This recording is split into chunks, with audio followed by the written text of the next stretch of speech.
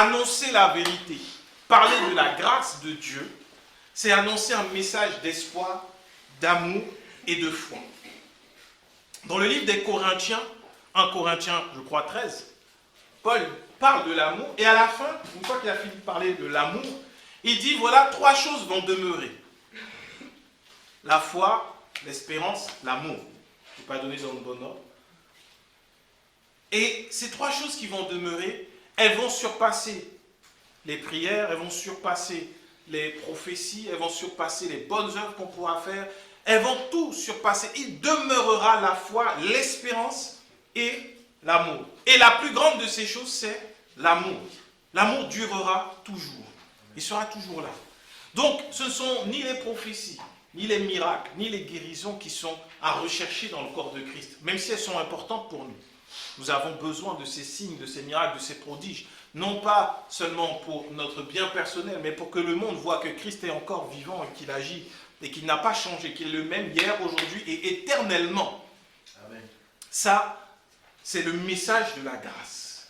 Maintenant, il y a une chose qui m'a interpellé tout au long de cette semaine, particulièrement, ou même depuis un moment. Parce qu'on prêche la grâce, on annonce l'amour du Père. On annonce la vérité. On dit que Dieu est venu et qu'il a tout fait pour nous. Il a tout accompli, que nous avons juste à recevoir la grâce pour la vivre, l'expérimenter. Et la question que je me pose à chaque fois, c'est pourquoi il y a encore des difficultés dans la vie de mes frères et sœurs, ou même dans ma vie? Pourquoi? Et je me posais cette question. Parce que c'est une question qu'on peut tous se poser à un moment donné. Et cette question vient remettre, même parfois, vient mettre le doute sur nos fondations, sur nos fondements même dans la foi. Au point où tu te dis, mais quand je vois ce que je vis, pourquoi je vais continuer de croire? La grâce fait tout. Je dois recevoir, je dois croire. Mais j'ai encore ça qui demeure. Cette situation qui reste. Je ne comprends pas pourquoi elle perdure. Je pensais que tout allait changer. Qui s'est déjà posé cette question? Moi le premier, je ne vais pas mentir. Il faut être honnête. On se pose des questions. Gloire à Dieu pour ceux qui n'ont pas levé la main. Quelle foi extraordinaire. Non, mais c'est beau. Et il faut continuer dans la foi. Mais à un moment, tu peux te poser ces questions-là parce que tu te demandes, mais pourquoi? Ou même, en dehors de ta propre vie, quand tu regardes ce qui se passe, tu te dis, mais Seigneur, ta grâce, elle est quand même toute puissante. Je ne comprends pas pourquoi ce genre de choses continue d'arriver. Pourquoi, en dehors du fait que, oui, c'est annoncé la fin des temps, mais pourquoi dans l'Église, il y a encore tant de combats, de luttes, fratricides? Pourquoi ce n'est pas le simple message de l'Évangile qui est annoncé? Pour tout le monde, ce serait tellement plus beau, plus simple. Et du coup, le Seigneur m'a conduit dans mes réflexions, dans la pensée sur observer un peu dans la Bible ce qui est dit, comprendre ce qui est dit dans la Bible. Et particulièrement ce que Paul écrit. Si tu prends le temps de lire les écrits de Paul, les lettres de Paul, tu verras que Paul va écrire aux Corinthiens et va leur dire, ne prenez pas, je vais résumer, ne prenez pas la grâce comme l'autorisation de faire ce que vous voulez. C'est ce qu'il leur dit, de façon très directe, très franche, et il leur parle. Tout est permis, mais tout n'édifie pas. Tout est permis, mais tout n'est pas utile. Paul va leur dire ça. Les Corinthiens étaient des chrétiens qui avaient reçu avec foi la grâce. Ils avaient les dons spirituels. Ils avaient tout. Ils étaient puissants en argent, ils avaient de l'influence. Mais c'est à eux que Paul va parler de l'amour. C'est à eux que Paul va dire, car j'ai reçu du Seigneur ce que je vous ai annoncé par rapport à la Sainte Seine, parce qu'ils l'apprenaient en désordre. C'est à eux que Paul va leur dire, mais ne savez-vous pas que votre corps est le temple du Saint-Esprit? C'est à eux que Paul va dire toutes ces choses. Pourquoi? Parce qu'ils vont comprendre la grâce de manière erronée. Et parfois, on comprend la grâce comme étant la porte ouverte à tout ce qu'on peut faire, tout ce qu'on veut. Tant que j'ai la foi, je suis pas puni. Ça va, je peux faire ce que je veux, je peux aller, dire, parler, manger, boire. Et pour les Corinthiens, ils allaient même voir les prostituées. Mais après, ils étaient à l'église, ils manifestaient les dons de l'esprit. Et Paul leur dit, ce n'est pas ça. Le plus grand, c'est l'amour. 1 Corinthiens 13. Et il va leur expliquer, parce qu'il demandait, mais comment opérer encore plus dans l'esprit? Et si vous étudiez un peu l'histoire du pentecôtisme, particulièrement, vous verrez qu'à certains moments, il y en a qui sont allés loin dans l'esprit. Ils sont allés très très loin, disant c'est l'esprit, c'est l'esprit. Et à chaque fois, les mouvements se sont éclatés. Parce qu'à un moment, l'esprit disparaît, la chair prend le dessus. La chair prend le dessus. Des gens qui grognent, qui font des choses particulièrement bizarres. Moi, j'ai vu ça des fois quand j'étais petit. Et des fois, tu te dis, ce Saint-Esprit-là, j'en veux pas. On enlève dans le fruit de l'esprit, on enlève la paix, la douceur, la tempérance. Mais on entend seulement l'esprit, c'est feu, feu, feu, feu. Et ça fait peur. Et Paul va parler aux Corinthiens dans ce sens. Aux Galates, typiquement, Paul va leur dire, mais Galates, qu'est-ce qui vous est arrivé? Vous avez reçu l'évangile, vous avez entendu parler de la grâce, et maintenant vous voulez aller à la loi parce que certains parmi vous vous ont fait comprendre que, vu que vous acceptez Jésus, Jésus était juif, il faut maintenant observer les lois juives pour être de vrais chrétiens. Paul va leur dire, mais vous êtes insensés. Qui vous a envoûté? Qu'est-ce qui vous arrive, les Galates? Vous avez commencé par la foi et vous voulez terminer par la loi? Mais c'est une folie, c'est une malédiction que vous attirez sur vous. C'est ce que Paul leur dit. Donc, en observant un peu la parole, les Corinthiens, remplis de feu, de zèle, de tout ce qu'on veut, Paul les exhorte sur leur attitude, leur façon de faire. Les Galates ont commencé avec la foi, mais qui cherchent la loi, Paul leur parle de la loi. Aux Romains, quand on lit le livre des Romains, on comprend que la condamnation était facile de la part des Romains. Parce que des fois, on peut être à l'église, et parce qu'on vit une vie de sainteté, selon nos critères de sainteté, on commence à condamner les autres. On commence à dire, mais toi, tu n'as pas le droit de faire ça. Mais ça, tu ne peux pas le faire. Mais ça, tu n'as pas le droit. Mais ça, c'est interdit. Dieu ne le veut pas. Dieu va te punir. Ça, c'est ce qu'on fait parfois. Et Paul va dire aux Romains, de Romains 3, 4, 5, 6, 7, 8. Et moi, je trouve que le point culminant du livre des Romains, c'est Romains 8, où il dit aux Romains, il n'y a plus aucune condamnation pour ceux qui sont en Jésus-Christ. Il va leur parler de la justification, de la justice. Simplement de la justice qu'il y a en Christ. Et donc là, les Romains aussi, il y avait des choses à ajuster dans leur foi. Et si on continue ce voyage dans les écrits de Paul, on va observer qu'aux Colossiens ou aux Éphésiens, il va leur parler différemment. Aux Éphésiens, il va leur parler avec beaucoup de profondeur. Au moment où Paul écrit aux Éphésiens, et aujourd'hui on va regarder dans le livre des Éphésiens, Paul se trouve en prison. Il a été arrêté, il est certainement à Rome, et Paul va dire, si tu lis le début du livre des Éphésiens, il va leur dire, j'ai entendu votre foi, j'ai entendu parler de votre foi, de votre amour pour Jésus-Christ. Je sais à quel point vous êtes enracinés en lui. Et ma prière pour vous est que vous puissiez découvrir quelle est la hauteur, la longueur, la largeur, la profondeur de cet amour de Dieu envers vous. C'est la première, c'est la prière. C'est l'une des prières les plus puissantes que Paul peut faire dans le Nouveau Testament. Et tous ceux qui ont observé la Bible, les scientifiques de la Bible, j'ai envie de dire, ils vont dire que, waouh, il y a une profondeur théologique dans le livre des Éphésiens qui est sans précédent. Mais par rapport à nous, qui ne cherchons pas la théologie, nous cherchons la vérité, quelque chose m'interpelle à la fin de ce livre. Ce n'est ni aux Corinthiens, ni aux Galates que Paul dit ce qu'il dit dans Éphésiens 6, du verset 10 au verset 18. Et c'est ce qu'on va regarder aujourd'hui. Éphésiens 6, 10, 18. Donc si tu connais la parole, tu sais déjà de quoi parle Éphésiens 6, 10 à 18.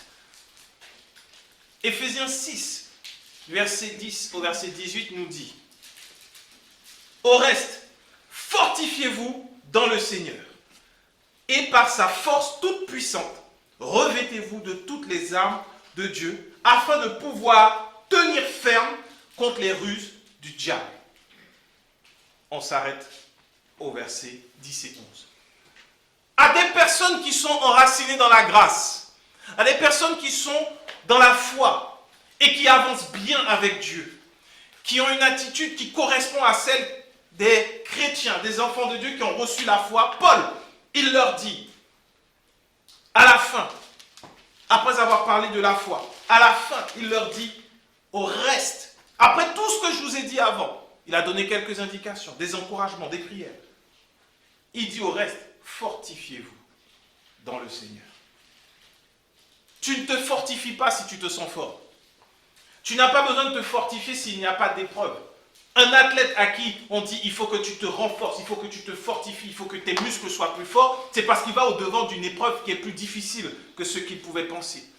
Même si tu es bon dans le sport que tu fais, si on dit maintenant tu as besoin de te fortifier parce que là, attention, ce que tu vas faire là, c'est pas juste un triathlon, mais là tu vas aller faire l'Ironman Tour. L'Ironman Tour c'est encore plus difficile pour ceux qui connaissent le sport. Pour ceux qui ne connaissent pas le sport, on va dire tu vas pas juste aller courir 100 mètres, tu vas faire le marathon.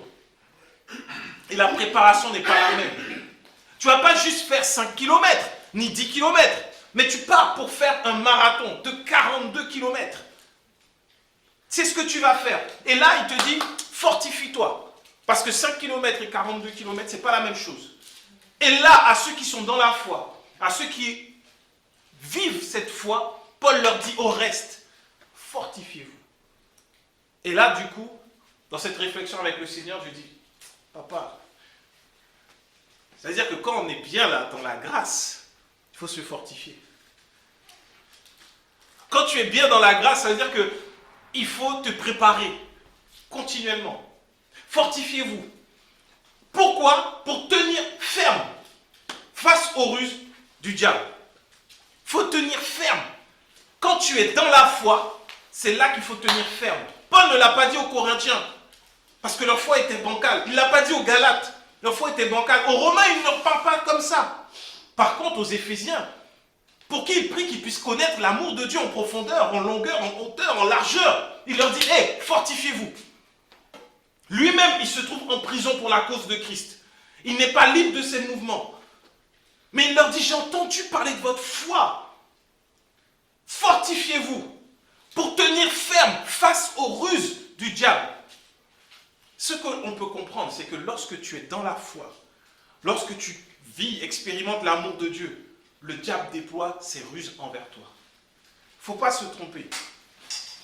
On ne parle pas de démons qui viennent t'empêcher de dormir, ni quoi que ce soit. On parle des ruses du diable. Les ruses du diable sont dans la Bible. On voit comment il agit. On voit que David, il l'a excité à désobéir à Dieu lorsque Dieu lui avait dit « Ne fais pas le dénombrement ». Il a poussé David à quand même faire le dénombrement qui a coûté des morts au peuple d'Israël. On voit que lorsque Adam et Ève étaient dans le jardin, ils étaient ces êtres parfaits qui ne connaissaient pas le péché, qui n'étaient qu'en relation avec Dieu, l'Esprit de Dieu était en eux. Le diable va venir parler à Ève de façon très subtile et va profiter de l'influence de Ève sur Adam pour faire Adam pécher contre Dieu. Et ce péché, ne nous y trompons pas, le péché n'est pas le fait d'avoir mangé le fruit. Le fait de manger le fruit n'est que la finalité du péché. Le péché aurait été de ne pas croire en ce que Dieu avait dit avant. Comme pour David, ne le fais pas. Mais le diable vient donc te pousser à ne pas croire à ce que Dieu dit sur ta propre vie déjà.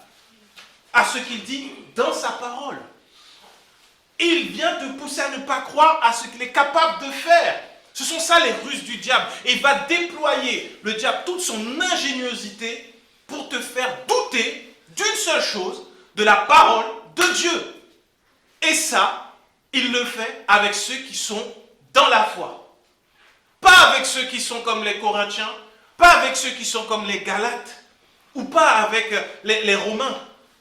Pourquoi? Parce que ceux qui sont encore en train de lutter, le diable sait qu'ils peuvent venir s'amuser. Avec les Corinthiens, par exemple, ils pouvaient envoyer plein de personnes avec des manifestations démoniaques. Les Corinthiens ont la puissance, ils aiment ça, et ils font n'importe quoi. Le gars, il va avec les prostituées, après il vient, il chasse des démons. Ça, le diable, il n'a pas de problème avec ça, parce qu'il ne manifeste pas la foi ni la nature de Dieu. Avec celui qui est comme un Galate, le diable n'a aucun problème, il ne va pas t'embêter, il ne va pas te fatiguer, parce que tu doutes de la foi, tu essaies d'appliquer la loi. Rien que là, tu es sous la condamnation, le diable va te laisser tranquille. Et quand tu juges ton prochain, là aussi, tu n'es pas totalement un problème pour le diable. Mais ceux qui vivent dans la foi, ceux qui vivent la grâce de Dieu, alors là, le diable, il se dit, il faut que je fasse douter ces personnes. Parce que ces personnes qui sont dans la grâce, elles vont la propager tout autour d'elles. Parce que Dieu nous a envoyé la lumière, Jésus-Christ. Et cette lumière, quand elle vient habiter en nous, elle chasse les ténèbres. Et ça, Nous n'avons pas besoin d'aller dire démon, je te chasse. Nous n'avons pas besoin d'aller appliquer quelconque loi. Nous n'avons pas besoin de condamner les gens pour que la lumière de Christ en nous se répande quand on est sous la grâce. La lumière va se répandre quand nous sommes sous la grâce parce que tout simplement nous avons la foi. Et quand tu es sous la grâce, tout ce que tu vas faire va être rempli de grâce. La grâce a cette capacité de faire que tout ce que tu touches est touché par la grâce. De la même manière que Jésus, les lépreux venaient à lui et c'était les lépreux qui repartaient purifiés. Tout ce qui venait impur vers Jésus repartait purifié. Tout ce qui venait accusé vers Jésus repartait justifié. Comme cette femme qui avait été découverte en flagrant délit d'adultère. Jésus n'a jamais condamné personne. Il a purifié, il a lavé, il a nettoyé, il a guéri. Les malades devant Jésus repartaient guéris. Ça nous montre comment la grâce opère. Aujourd'hui, ne cherche pas à dire oui, mais moi je ne chasse pas de démons. Oui, mais je n'arrive pas à prêcher. Je n'arrive pas à gagner des âmes. La grâce opère par elle-même, dès que tu es dans cette foi, tu es une lumière, tu brilles. Tu n'as pas besoin d'être PDG, tu n'as pas besoin d'avoir ton entreprise, juste avoir la foi et la lumière de Christ brille à travers toi. Et donc tout ce que tu vas faire sans effort particulier, toi tu trouves que tu as travaillé normalement, mais tu travailles 10 fois plus vite que tous ceux qui sont autour de toi et ils ne comprennent pas, mais comment toi tu arrives à faire ce que moi je n'arrive pas à faire? Toi tu le fais en une demi-journée, moi il me faut une semaine. Comment ça se fait? Tu dis, tu ne peux pas répondre parce que c'est la grâce.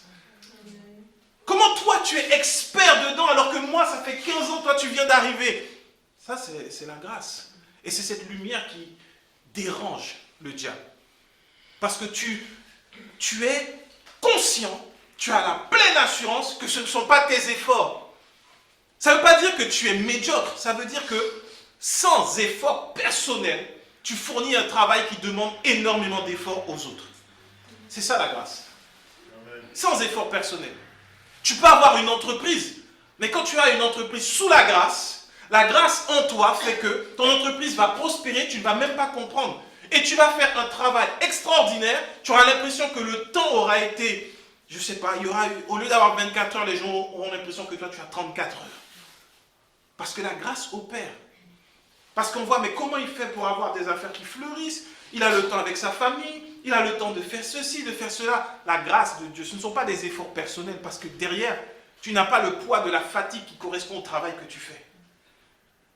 La grâce agit et elle opère. Et ça, c'est réellement ce qui dérange le diable. Ce n'est pas ta prière à minuit ou à 12 heures, ni à 6 heures, ni à toutes les 4 heures, je ne sais pas encore. Ce n'est pas ton jeûne, mais c'est ta foi.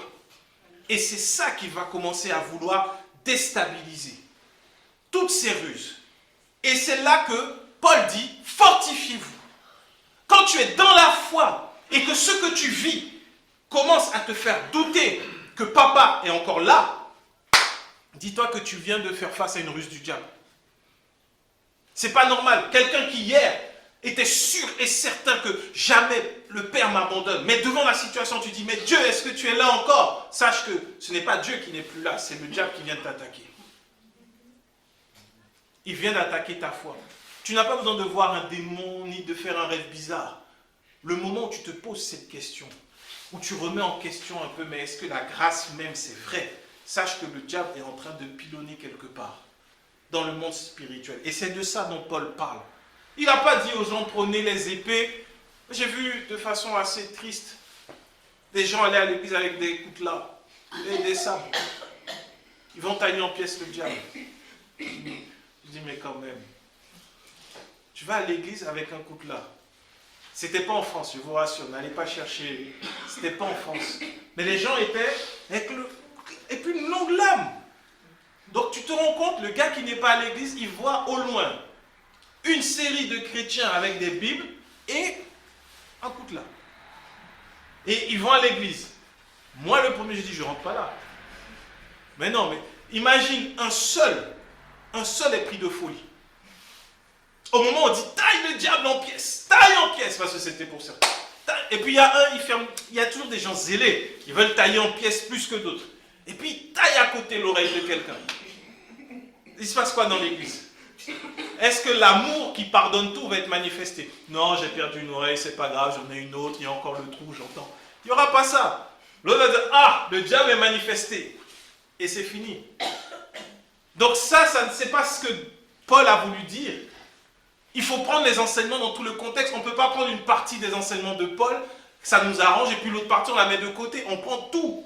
Et Paul dit bien à ceux qui sont dans la foi, fortifiez-vous, tenez ferme contre les ruses du diable.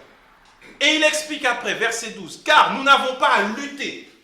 Vous voyez, nous n'avons pas à lutter contre la chair et le sang, mais contre les dominations, contre les autorités, contre les princes de ce monde de ténèbres, contre les esprits méchants dans les lieux célestes.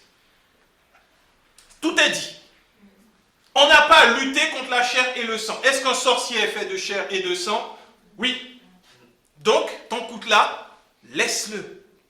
Tu n'as pas à lutter contre ça. Est-ce que un occultiste est fait de chair et de sang? Oui. Une sorcière? Oui. La sirène des eaux, c'est un démon. On est d'accord, mais ton sabre ne servira à rien. Et ce démon-là, il ne vient pas pour t'attaquer. Toi, il vient pour déstabiliser ta foi. Tout ce qui se passe dans les lieux célestes. Et il dit bien dans les lieux célestes. Donc ça veut dire que toi, dans le naturel, tu n'as pas à mener un combat particulier. Ce sont des choses qui se passent au niveau spirituel. Au niveau spirituel. Et donc, les ruses du diable étant là pour faire que notre foi soit déstabilisée, il utilise pour cela les dominations, les autorités, les princes de ce monde de ténèbres et les esprits méchants. Toutes ces entités-là sont utilisées par le diable pour faire que notre foi soit attaquée constamment. Rien d'autre, ni les finances, ni le mariage, rien d'autre. Juste la foi dans la grâce de Dieu. Dans la grâce, on parle bien de la grâce, on parle bien de l'évangile, on ne parle pas de ceux qui sont sous la loi. On ne parle pas de ceux qui prennent l'évangile pour le droit de faire ce que l'on veut, après on dit je suis chrétien. C'est un mensonge, c'est de l'hypocrisie, c'est pas ça.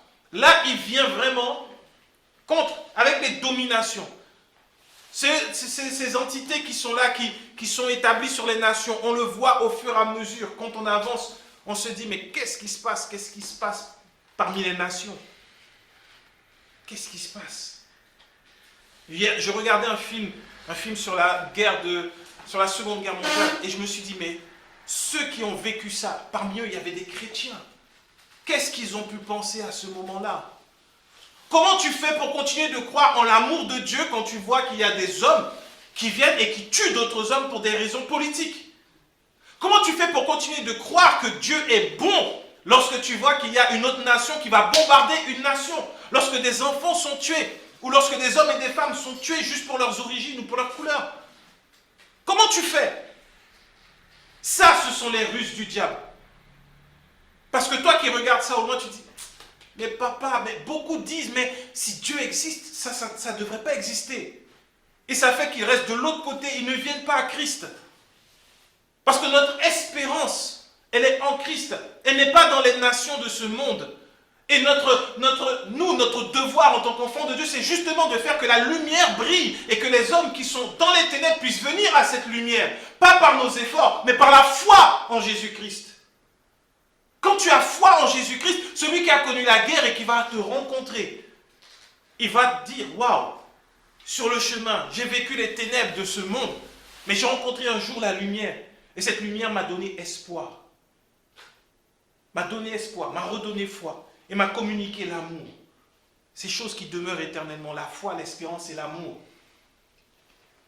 Une fois dans mon travail, je travaillais dans les transports, j'ai rencontré un homme qui venait d'Afghanistan, qui avait fui la guerre.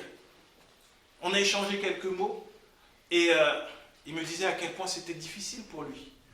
Et vous savez ce qui était le plus dur? C'est qu'à cette époque, je n'avais pas l'enseignement de la grâce. J'ai juste échangé un peu avec lui. Je lui demandais s'il avait foi. Il a gardé la foi quand même. Il croyait. Il croyait toujours en Dieu. Il ne connaissait pas Jésus.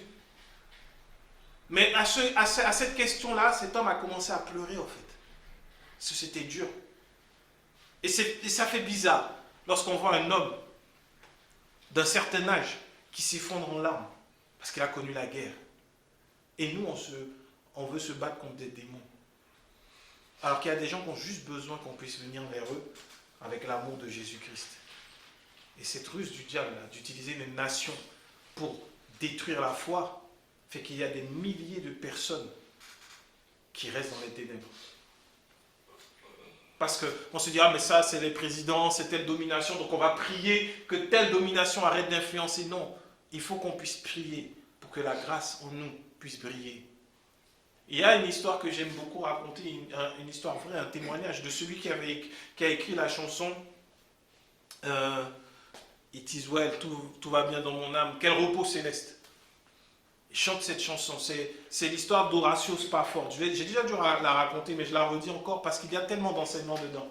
Cet homme, le diable a déployé ses ruses envers lui. Horatio Spafford, dans les années, au début du XXe siècle, donc pour les enfants, le début des années 1900. Il était un homme qui prospérait, qui avait des affaires. Et à un moment donné, Dieu va le bénir. Il avait 4 filles, il va avoir un fils. Un fils sur 4 filles. Il est heureux. Et, d'un coup, un peu comme Job, il y aura un grand incendie aux États-Unis, je crois celui de New York, et il va perdre ses affaires. Il va être ruiné. Et dans la foulée, son fils unique va mourir. Il va perdre son unique fils. Et donc, il va accuser le coup. Il va se relever. Les affaires vont commencer à reprendre. Elles vont reprendre tant et si bien qu'ils vont décider, bon, on va partir avec la famille, on va faire un voyage en Angleterre pour se détendre un peu, prendre des vacances. On va souffler. Mais à l'époque, il n'y avait pas l'avion, il n'y avait pas le train, c'était par bateau. Donc, il va envoyer, comme il avait encore des affaires à régler, il va envoyer ses 4 filles et sa femme en bateau, et lui, il va suivre après. Et sur le chemin, pendant la traversée avec sa femme et ses filles, le bateau va avoir une avarie. Et lorsque le bateau coule, ses 4 filles meurent. Il ne reste que sa femme. Quand il apprend la nouvelle, il prend le bateau et il va tout de suite. Sa femme est rescapée vers Londres et il part tout de suite, il prend le bateau. Et durant la traversée, à un moment, un homme inspiré par je ne sais qui, et là on voit les ruses du diable, va venir, va lui dire, monsieur, vous savez, là, on est pile poil à l'endroit où vos 4 filles sont mortes. Comment vous allez? Et c'est là qu'il va répondre, It is well. It is well with my soul. Tout va bien. Tout va bien dans mon âme. C'est là qu'il va, et si tu prends le temps de lire ce chant, quel repos céleste, Jésus d'être à toi pour la mort et la vie. Cet homme va répondre au pire moment de sa vie, tout va bien dans mon âme. Ça montre la foi qu'il avait en Jésus-Christ. Ça montre la foi qu'il avait. Il n'a pas dit, mais Père, tu m'as abandonné. Mon fils unique, je l'ai perdu. Mes 4 filles, je les ai perdues. Mes affaires, je les ai perdues. Mais il a dit, tout va bien dans mon âme. Et il en a même fait une chanson qui a édifié et béni plusieurs d'entre nous dans les moments difficiles. Quel repos céleste. Parfois on le chante pour les enterrements, mais ce n'est pas un chant d'enterrement. C'est le chant de celui qui est dans la paix que Jésus-Christ peut donner. Et pour être dans cette paix, il faut y avoir la foi. Parce que cet homme, après une fois qu'il va récupérer sa femme, ils vont aller vivre en Israël. Et pendant la Seconde Guerre mondiale, avec sa femme, Dieu va les utiliser pour pouvoir mettre à l'abri des milliers d'enfants. Et empêcher qu'ils ne puissent subir la terreur de la guerre. Et Dieu va redonner des enfants à cet homme et sa femme. Parce que sa foi a tenu bon. C'était quelqu'un qui était dans la foi. Le danger, c'est que parfois on te vend l'évangile comme étant la fin de tous les problèmes. Et tu vas prier pour la fin de tous tes problèmes. Ce n'est pas vrai. La grâce est là pour que nous puissions tenir ferme. Pour que nous ne puissions pas tomber. Pour que nous puissions résister contre les ruses du diable, faites par les dominations, les princes de ce monde de ténèbres, les esprits méchants, qui agissent juste pour toucher la foi qui est en toi. Cette foi que nous avons est un trésor.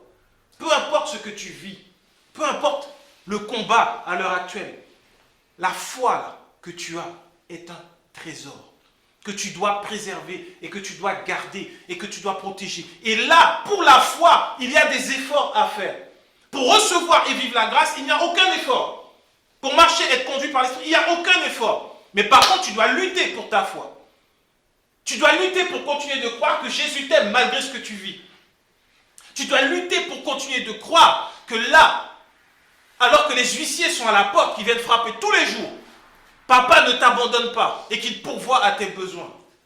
Tu dois lutter pour être sûr et certain que même lorsque tu es en train de glisser là, il ne te laissera pas atteindre le fond. Il va te relever, il va te sortir de là. Tu dois lutter pour garder cette conviction en toi, avoir cette foi, parce qu'il y a des coups que l'ennemi déploie, qui sont là pour achever. Tuer un enfant de Dieu, ce n'est pas le tuer physiquement, mais c'est lui faire abandonner la foi. Quand il n'y croit plus, c'est fini. La grâce ne peut plus couler. Et donc, la lumière ne peut plus irradier, continuer d'irradier. Et il dit, après, au verset 13, Paul, parce que le diable va déployer ses ruses par ses entités démoniaques, il dit, c'est pourquoi prenez toutes les armes de Dieu, afin de pouvoir résister dans le mauvais jour. Et tenir ferme après avoir tout surmonté. Tu es dans la grâce. Sache que tu le veuilles ou non, le mauvais jour arrive. Ce qui est intéressant, c'est que Paul dit le mauvais jour. C'est-à-dire que c'est un moment. Ce ne sont pas les mauvais jours. Il y a une épreuve difficile, c'est le mauvais jour. Parce qu'après la nuit vient un autre jour. Et chaque jour, Dieu renouvelle ses grâces et ses bontés envers nous. Tenir ferme dans le mauvais jour. C'est une épreuve à passer. Et comment tu fais maintenant pour tenir ferme? Il nous dit, tenez donc ferme, ayez à vos reins la vérité pour ceinture. Revêtez la cuirasse de la justice. Remettez pour chaussure à vos pieds le zèle que donne l'évangile de paix. Prenez par-dessus tout cela le bouclier de la foi avec lequel vous pourrez éteindre tous les traits enflammés du malin. Prenez aussi le casque du salut et l'épée de l'esprit qui est la parole de Dieu. Faites en tout temps par l'esprit toutes sortes de prières et de supplications. Veillez à cela avec une entière persévérance et priez pour tous les saints. Toutes les armes qui sont là se résument à une seule chose, la foi. Tu peux regarder. La vérité pour ceinture. Qu'est-ce qui va te soutenir au moment du mauvais jour? C'est la vérité. Quelle est la vérité? La vérité, c'est la parole de Dieu. Que Dieu ne te condamne pas. Que Dieu t'aime. Qu'il est avec toi tous les jours. Même dans ce mauvais jour. La vérité veut dire que lorsque tu prends des coups, lorsque tu es humilié, Jésus est là. Par son esprit, il te dit, prends courage parce que moi j'ai connu ça pour toi. Et ce n'est pas à la hauteur des souffrances de la croix de Jésus-Christ. Donc tu peux tenir. J'ai vaincu pour que toi également tu puisses vaincre. Pour que toi également tu puisses tenir ferme. Pour que toi également tu puisses résister. Je suis là, je te soutiens. C'est beaucoup plus facile pour nous que pour Jésus. Parce que Jésus, à un moment donné, il va même dire, mon Dieu, pourquoi m'as-tu abandonné? Donc à un moment sur la croix, il n'y avait personne pour soutenir Jésus. Il n'y avait rien. Il est allé jusqu'au bout par amour pour nous. Et parce qu'il l'a fait, nous pouvons tenir ferme face aux ruses du diable. Face à ces traits enflammés. Face à ces tentations qui viennent. Face à ces attaques pour nous faire perdre la foi. Pour nous faire arrêter de croire que Dieu nous aime. Que Dieu est là avec nous. Jésus a tenu bon pour que nous ayons cette force. Alors, est-ce que ça veut dire qu'à ce moment-là, tu seras tout le temps dans la joie? Pourtant, la Bible nous dit que la joie du Seigneur est notre force. Alors oui, on essaiera d'être dans la joie, mais peut-être qu'il y a des moments où tu seras tout simplement triste. Mais cette tristesse-là, tu l'amènes à Dieu parce que Paul dit, et faites toutes sortes de prières. Toutes sortes de prières. Avant, je pensais qu'il y avait différentes catégories de prières. Il y avait des prières des prières de feu, des prières de pétition, des prières d'intercession. Oui, ça existe. Ça existe. Mais toutes sortes de prières, dans des situations comme celle-ci, tu ne vas pas aller prendre ton petit carnet et dire, bon, là, je suis en train de lutter avec le suicide ou la dépression. Alors, la prière par rapport à la dépression, ce sont des prières de pétition. Donc, je vais faire des pétitions. C'est pas ça. On parle de la grâce de façon pratique. Quand tu es dans une situation pareille, toutes sortes de prières, c'est-à-dire que tu viens devant Dieu en larmes, parce que tu es en larmes. Tu viens devant Dieu en colère parce que tu es en colère. Tu viens devant Dieu tel que tu es à ce moment-là parce que tu as besoin juste de tenir ferme. Il n'y a pas de protocole, il n'y a pas de règles.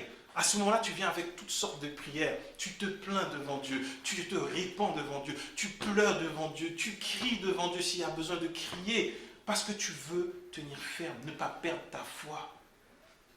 Même lorsque tu commences à douter, ne viens pas en disant « Ah, si je dis ça à Dieu, Dieu va mal le prendre. » Dis-le. Dis-le.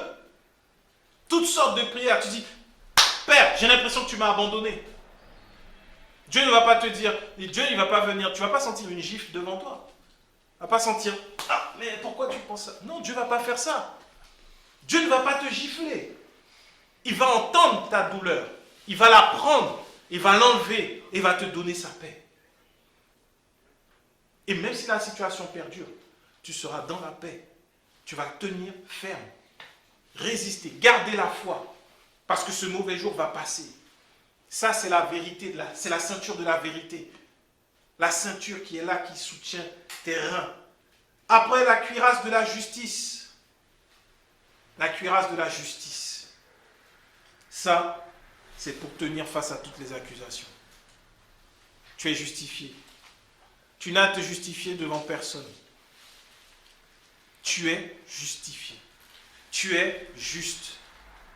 Tu sais, parfois, quand tu fais quelque chose de mal, tu dis « Oh non, presque, je ne suis plus un enfant de Dieu. » Est-ce que je ne suis même pas un enfant de Satan en vrai? Est-ce que je ne suis pas hypocrite parce que, regarde ça, moi qui hier disais aux gens de ne pas faire ça, regarde ce que je fais. En tout cas, moi je sais que je suis passé par là. C'est pas évident. C'est un véritable doute. Ce n'est pas quelque chose de facile à vivre. Tu es oppressé littéralement dans tes pensées pour te dire non, tu n'es pas enfant de Dieu. Tout ce que tu es, c'est un menteur. Tout ce que tu es, c'est un charlatan. Tout ce que tu es, c'est faux. Tu es fausse. C'est pas vrai. Tu ne peux pas faire ça, toi. Et il faut tenir ferme. Jésus a été accusé. Il a été accusé pour que nous soyons justifiés aujourd'hui. Quiconque vient t'accuser pour ce que tu as pu faire, sache que cette accusation, elle reste avec la personne. Le Père, lui, ne t'accuse pas. Et on te dit que c'est une cuirasse, parce que ça doit garder ton cœur. Tu ne dois pas être blessé par les accusations des hommes. C'est ça la ruse du diable. Toi, jamais rien ne sortira de toi. Toi, mais tu es menteur, menteuse. Toi, tu es sans cœur. Toi, tu es violent. Toi, tu es alcoolique. Toi, tu es drogué. Toi, tu es prostituée. Ces accusations ne peuvent pas percer, nous faire mal quand nous sommes conscients que Jésus, par sa mort, dit que toi tu es non coupable, toi tu es saint, toi tu es pur, toi tu es à l'image de Dieu, parce que tel il est, tel nous sommes. C'est parfois l'une des choses les plus difficiles à croire, surtout quand on a fait des choses nous-mêmes. C'est le plus dur. Quand toi-même tu as fait quelque chose de mal, le plus dur, c'est de croire que tu es encore juste, que tu es non coupable devant le Père. C'est le plus dur. Tu as fait ce qu'il ne fallait pas. Tu as grillé le feu rouge. Tu es passé, tu as renversé quelqu'un. Comment tu fais pour te relever? Mais tu croyais en Dieu. Personne ne t'a forcé à griller le feu rouge. Et aujourd'hui, il y a quelqu'un qui a été renversé par toi. Et tu es enfant de Dieu, il y a le petit poisson sur ta voiture derrière, on voit Jésus. Tout le monde a vu ce que tu as fait. Qu'est-ce que tu fais quand tu es seul avec Dieu? Est-ce que tu crois que tu es encore saint? Que tu es encore pur? Quelqu'un a été renversé par toi? Parce que tu n'as pas freiné au feu orange-rouge. Tu fais quoi? Ce message est pour ce jour-là. Reste sûr et certain de la justice de Dieu. La justice des hommes parlera, mais ne te laisse pas accuser par ta conscience. Ne te laisse pas accuser par le diable. Parce que Paul était en prison à ce moment-là. Paul était en prison et il parle de la justice. Il était lui-même prisonnier. Il n'était pas libre de ses mouvements. Mais il était justifié et il était libre en Christ. Accusé faussement. Il s'est retrouvé en prison et il va finir décapité. Un juste décapité. La fin de Paul ne reflète pas les enseignements qu'on aurait pu avoir de lui. Tu te dis, mais Paul qui parle de la grâce, il n'y a plus de condamnation. Paul, quand il va mourir, il va partir sur des nuées. Non, Paul a été décapité. Et si on regarde la fin des apôtres, même des premiers chrétiens qui étaient dans la foi, beaucoup sont morts par la violence des hommes. Et nous, aujourd'hui, on a du mal parce que quelqu'un a mal parlé contre nous. On commence à dire, ah Seigneur, si, vraiment, heureusement que je suis chrétien. Sinon, si elle savait, je vais prier, et puis le feu, pour brûler un peu sa langue là. Alors que nous, on a juste à tenir ferme, tenir bon dans la foi. Jésus a déblayé le chemin. On l'a accusé d'être Satan. On l'a accusé d'être un démon lui-même. Il a tenu ferme. C'est ça. Jésus a démontré par sa vie comment résister face aux ruses du diable. Par la foi. Quand le diable l'a tenté, il l'a tenu avec la vérité. Face aux accusations, il avait cette cuirasse qui a fait que son cœur n'a pas été touché. Il n'a pas été blessé. Jésus était humain comme toi et moi. Il était les mêmes personnes avec qui il parlait hier, ceux pour qui il avait peut-être fait des charpentes. Ces mêmes-là vont dire, toi, on veut te tuer. C'est ce que Jésus a connu. Aujourd'hui, un ami parle mal contre toi, c'est pas un ami.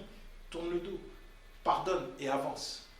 Ne reste pas à dire, franchement, si je le revois, il verra. Il verra quoi? Permettre qu'il voie juste l'amour de Dieu en toi. Juste sa grâce. S'il a besoin d'un verre d'eau, donne-lui. S'il a besoin de manger, donne-lui à manger. Dans tout ça, la Bible ne te dit pas de faire ça avec joie. Fais-le parce que tu es en Christ. On ne dit pas, avec un grand sourire, donne un verre d'eau. Non, il te dit, donne. S'il a soif, donne. Donne-le. Pourquoi? Parce que tu as Christ en toi.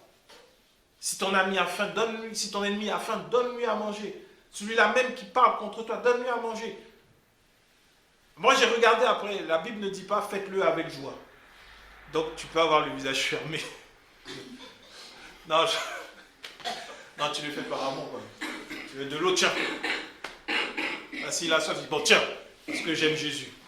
Tu as faim, tiens, mange. Je crois que la personne ne va pas manger. Non. On va faire ça, il faut faire ça avec amour. Non, il faut le faire avec amour, véritable amour. Et c'est ce qui nous garde et qui nous préserve, en fait. Et en continuant, ce qui est intéressant, c'est qu'on la version Louis II dit « Mettez pour chaussure à vos pieds le zèle que donne l'évangile de paix ». Et on a l'impression, en lisant la version Louis II, que lorsque tu mets à tes pieds le zèle que donne l'évangile, il faut aller évangéliser pour faire face aux ruses du diable. Mais c'est pas ça.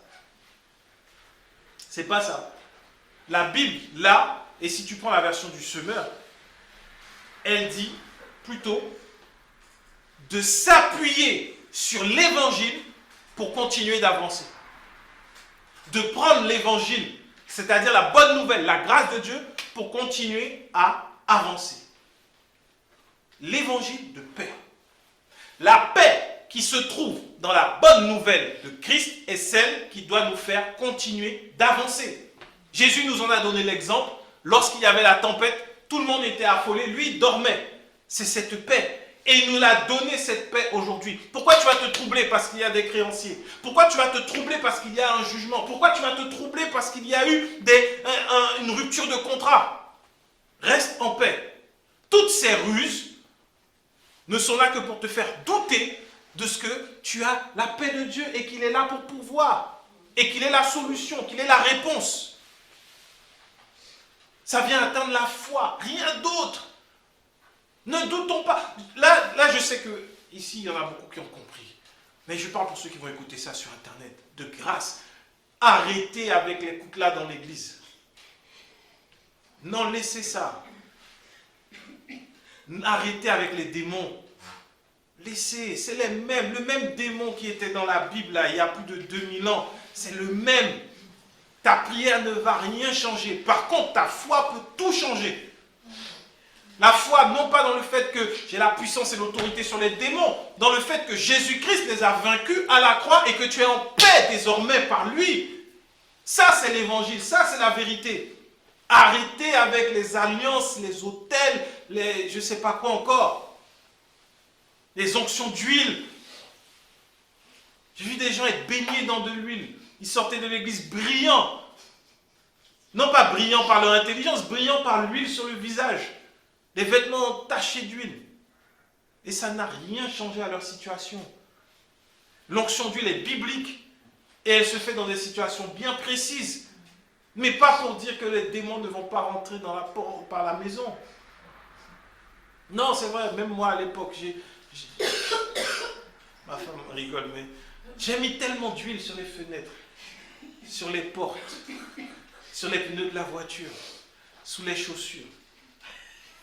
Non, parce que là où la plante de ton pied foule, tu comprends l'évangile, partout. Donc j'ai mis de l'huile, toujours. Tu achètes de l'huile à la maison et puis il y a une bouteille spéciale, tu écris l'huile d'onction. Puis tu pries, puis tu... Non, il faut arrêter. Ça ressemble au final à de l'ésotérisme. Ils ont leurs petites amulettes, ils ont leurs petits gris-gris. Comme nous, on ne peut pas avoir le même gris-gris. Nous, c'est l'huile et puis c'est le feu. Non, il faut arrêter. Il faut arrêter ça. Spirituellement, là, quand le démon vient, il va voir qu'il y a un feu et puis il ne va pas rentrer. Et la lumière qui est en toi. Et puis déjà, comment un démon peut venir se balader là où Christ est vainqueur? Il faut m'expliquer. Là où la croix de Jésus-Christ est célébrée, est reconnue, là où son œuvre est célébrée, est reconnue, comment le démon peut venir là et puis essayer de rentrer par une fenêtre qu'on aurait oublié d'oindre? Mais c'est pas possible. Les ténèbres et la lumière n'ont aucun rapport. Les ténèbres restent ténèbres. Tant que la lumière est allumée, on ne voit pas de ténèbres. Il n'y a pas de ténèbres. Même s'il y a des ténèbres, ils peuvent faire ce qu'ils veulent. La lumière arrive. Nous sommes en Christ. Et c'est ça la paix que nous donne l'Évangile. Et c'est ce que nous devons avoir à nos pieds pour continuer d'avancer même si c'est difficile. Ça veut dire que devant les situations compliquées, ne prie pas pour chasser un démon. La prière dans la situation compliquée, c'est Seigneur, soutiens ma foi, je ne veux pas douter de toi. Ça, c'est la prière la plus puissante que tu puisses faire. Seigneur, là je doute, là je reconnais que c'est difficile, mais aide-moi, s'il te plaît, aide-moi. Et c'est pour ça qu'il nous dit, entretenez-vous par des hymnes, par des psaumes, des cantiques spirituels. Tu dois t'entretenir dans la parole. Pourquoi? Parce qu'au mauvais jour, tu auras besoin de ce que tu auras emmagasiné au-dedans de toi, la grâce, pour que cette grâce-là, tu puisses aller puiser dedans et que le Seigneur te conduise par son esprit. Comme ça, lorsqu'il y a une difficulté, il y a une parole que tu avais lue, il y a peut-être même 10 ans, il y a une parole que tu avais lue il y a peut-être une semaine avant qui va remonter dans ton cœur et tu vas dire, maintenant je comprends pourquoi tu m'avais fait lire ça, Seigneur. Parce qu'il y avait cette situation qui devait venir. Aide-moi à grandir en discernement pour discerner quelle est ta volonté. Comme Paul disait aux Romains, d'offrir son corps comme un sacrifice vivant. Là, c'est un culte raisonnable. Là, tu offres un culte raisonnable. Seigneur, je veux t'offrir un culte raisonnable. Tu vois, tout ce que je subis comme pression intérieure, aide-moi, soutiens-moi. Je reconnais que ma foi est faible. C'est ça, la vraie prière. Ce n'est pas une question de je vais prendre la natte, je vais prendre le feu, je vais jeûner toute la nuit, les démons du quartier, c'est fini pour eux. Ils vont revenir la seconde après que tu es fini. Donc vraiment, l'évangile, la vérité, la paix, le bouclier de la foi, c'est ce qui va te permettre d'arrêter d'être enflammé du malin. Quand tu as dit, Seigneur, soutiens ma foi, tu as amené ta foi auprès de celui qui te l'a donné. Il va te donner un bouclier qui soit à la hauteur de l'épreuve qui vient. Alors même si avec tes yeux, tu as l'impression que, non, moi, jamais, une épreuve comme ça, jamais je pourrais la traverser. Le Seigneur te donne un bouclier qui est bien plus grand que toi et qui fait que tu ne vois même plus l'épreuve, mais que tu regardes juste à avancer. J'ai un but à atteindre. J'ai un but à atteindre. Et ça étend tous les traits enflammés du malin. Il n'y a pas dit pour que quelques traits ne te touchent pas, mais tous les traits enflammés du malin sont arrêtés par la foi. Ça veut dire que ta foi, elle est cognée, elle est cognée. L'ennemi envoie, mais tu tiens ferme dans la foi. la parole en Christ. Enfin, le casque du salut, l'épée de l'esprit. L'une des choses que le diable aime faire, c'est te faire douter de ton salut. Es-tu sauvé? Tu viens de sortir, de finir une bouteille de vin entière. Le diable va venir devant toi, il va te poser la question, es-tu sauvé? Tu viens de mentir, il va te dire, es-tu sauvé? Tu viens de mal agir, es-tu sauvé? Tu es arrivé en retard au boulot et tu as dit non, c'est parce que sur la route il y avait des accidents, alors qu'il n'y avait rien, route claire. Es-tu sauvé? Ça, c'est les ruses du malin. Est-ce que tu as bien fait ce que je t'ai demandé de faire? Oui, oui, oui. Alors que tu n'as rien fait. Es-tu sauvé? J'ai besoin de ce rapport pour vendredi. Est-ce que ce sera prêt? Oui. Vendredi. Vous savez, finalement, avec la charge de travail, il a été pour moi difficile de pouvoir fournir le rapport et les éléments nécessaires à sa réalisation. Donc, vous m'excuserez et je vous promets que ce sera fait en temps et en heure pour lundi. Après, il me voit, vient te dire, es-tu sauvé? Est-ce que tu iras au ciel après ça? Tu viens de rouler à 150 alors que c'était limité à 110. Il y a cette petite voix qui vient te dire, c'est ça le chrétien. Es-tu sauvé? Et surtout, si Jésus était apparu maintenant, où serais-tu? C'est pour ça qu'il parle de casque du salut. J'ai l'assurance de mon salut. Parce que je ne suis pas sauvé par les œuvres, mais par la foi. Bien sûr, Paul dit ça aux Éphésiens, qui sont dans la foi, qui ne sont pas en train de prendre la grâce pour l'autorisation de pécher. Il dit ça aux Éphésiens, non pas aux Galates qui sont en train de dire « Moi, je fais un peu de grâce et je continue un peu avec la loi. » Il parle à des personnes qui ont bien compris la grâce et qui mènent une vie semblable à celle que Dieu veut pour nous.